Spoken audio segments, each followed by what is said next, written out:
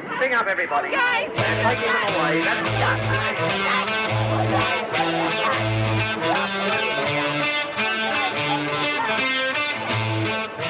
It was the beginning of the 70s. A feminist wave was hitting Australia and women were yearning for something more. They wanted sex, they wanted fashion, they wanted feminism. And they got it in a controversial magazine called Cleo. We were more questioning. We tackled topics that hadn't been done on women's magazines before. You know, we were the first women's magazine to interview politicians. Is the role of a sex therapist really that new, or the oldest profession in the world? Cleo defines. It was so iconic as a brand, you know. It was as iconic as Qantas or Vegemite for a generation of Australian women. Is the real liberated woman busy in the rat race or relaxing at home? Cleo probes. I think what Cleo did was translate feminism and also the sexual revolution into a language that middle-class women could accept. Like to ravish a radish?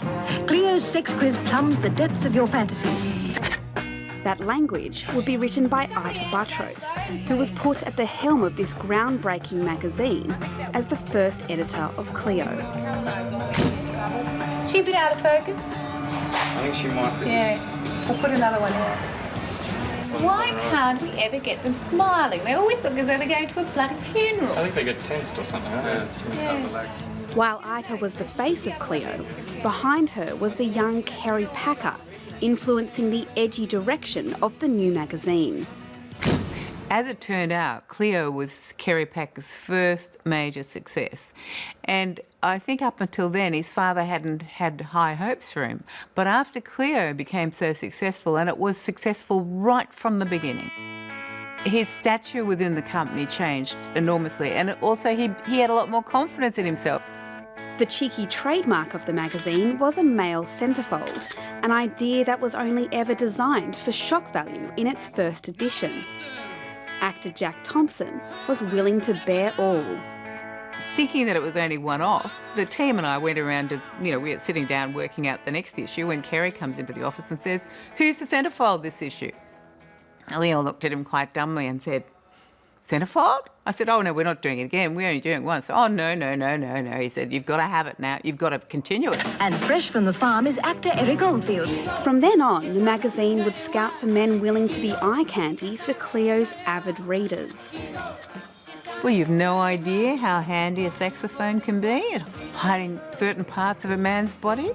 Garth Welsh, the ballet dancer, he kept twirling around and that presented us with obvious anatomy problems.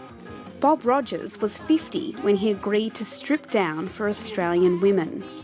The Cleo people sent a team up to the farm and while I was standing there naked on the tree on the farm, a teenage daughter of mine was riding around with a girlfriend on her horses, which she loved. It was all very embarrassing, I can tell you.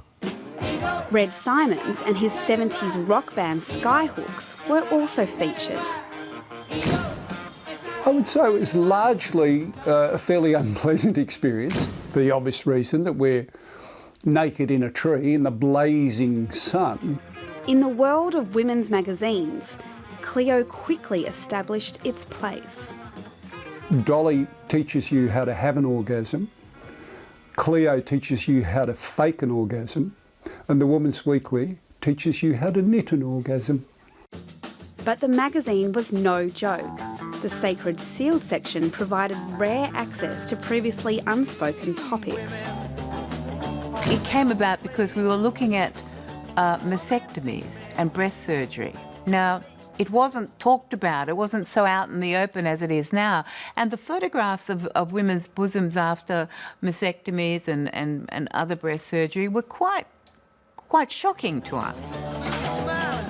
But despite these monumental achievements, the digital age was fast approaching, and by 2008, circulation began to drastically plummet. I think the biggest challenge for every print publication is how do you get people to pay money for what they can get for free? How do you get people to pay money? And Australian magazine prices are very high, much higher than overseas. Mia Freedman began her career at Cleo. but later created a women's magazine-style website. Some magazine titles have been better than others at making that leap and becoming digital brands. It's something Cleo was never able to do.